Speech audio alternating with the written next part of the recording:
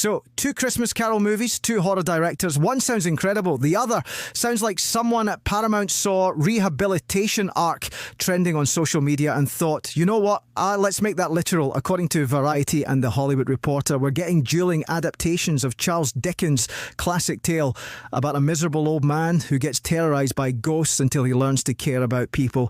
First up, Robert Eggers, the guy who gave us The Witch, The Lighthouse, The Northman, and last year's Nosferatu, is writing and directing his own Christmas Carol. And here's the kicker. Willem Dafoe might play Ebenezer Scrooge. Yes, that Willem Dafoe. The man who can deliver a line about seagulls or vampires with equal parts menace and pathos.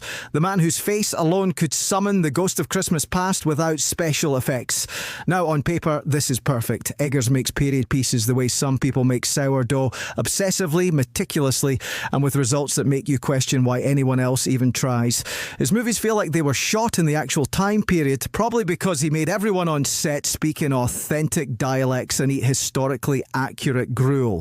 A Victorian ghost story directed by Robert Eggers, potentially starring Willem Dafoe as a bitter miser. That's not just a good idea. That's the only idea. But wait, there's more. Paramount Pictures, under new leadership from David Ellison, who apparently walked into the building and said, what if we made choices, is in final negotiations for their own Christmas Carol movie. It's called Ebenezer, A Christmas Carol, because apparently we need to clarify which Ebenezer we're talking about. Ty West is directing. You know, Ty West, ex-Pearl.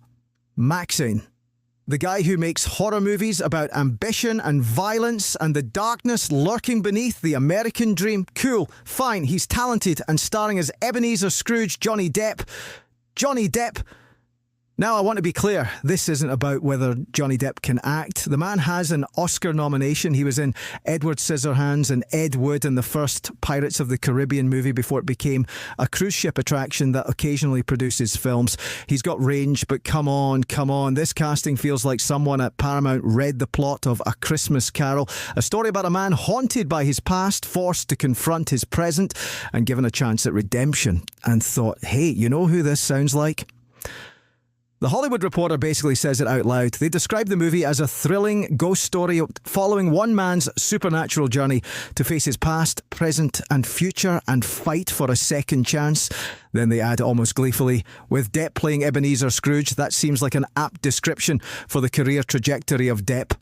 That's not subtext, that's just text. They're not even pretending this isn't a metaphor. This is a comeback vehicle. So literal, it might as well be called Johnny Depp Learns the True Meaning of Not Being Cancelled.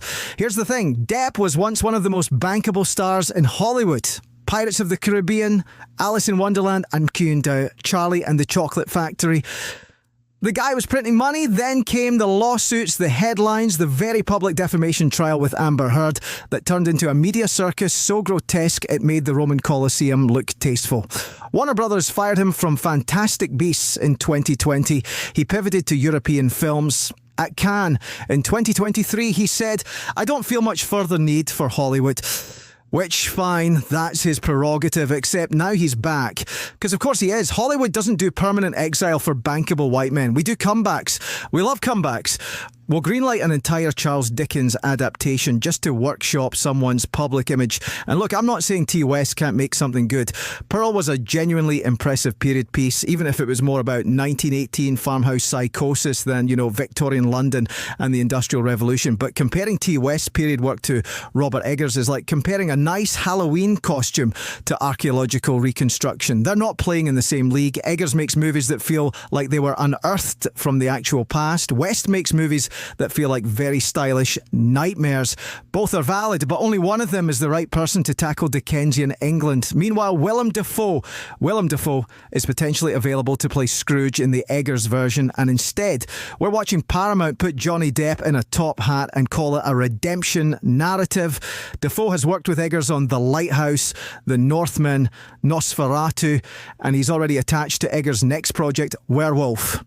The man understands Eggers' rhythm, his aesthetic, his commitment to making historical horror feel like a fever dream you can't wake up from.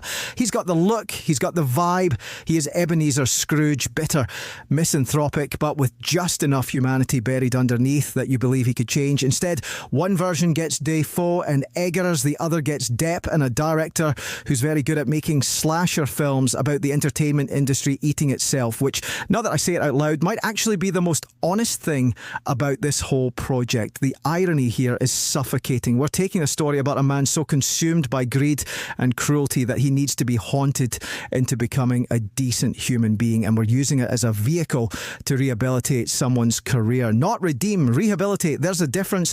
One requires genuine reckoning, the other requires a marketing budget and a release date. Paramount is betting on November 13th, 2026. That's Thanksgiving week. Prime, take your family to see a heartwarming tale of second chances real estate. You can practically hear the publicists sharpening their talking points. And here's the part where I drop the jokes for a second, because it's funny until you remember that this actually works. Hollywood does this, we do this. We package someone's troubled past as narrative tension, slap it on a Charles Dickens story and call it art. We cast people not because they're right for the role, but because their real life mirrors the plot, and that makes for good press. And audiences, us, we buy tickets because we're curious, or because we love a comeback, or because honestly we're all just exhausted and want to believe people can change. But here's the thing, Dickens understood that Hollywood doesn't. Scrooge's redemption works because he actually faces what he's done. He sees the consequences. He feels the weight of his choices. He doesn't just get visited by three ghosts and then go on a press tour. He wakes up on Christmas morning and has to live differently. I don't know if T. West's Ebenezer will be good or bad. Maybe it'll be great. Maybe Johnny Depp will give the performance of his career. Maybe I'm wrong about all of this, but I do know that somewhere Robert Eggers is probably building a historically accurate Victorian London set by hand. Willem Dafoe is researching 19th century miser body language, and we're about to get two very different answers to the question, what does it mean to be haunted by your past? Not one of them is going to be a movie, the other is going to be a press release with a trailer attached. Anyway, that's today's mutation of reality, brought to you by Frameshift, where the Ghosts of Christmas future looks suspiciously like IP strategy meetings.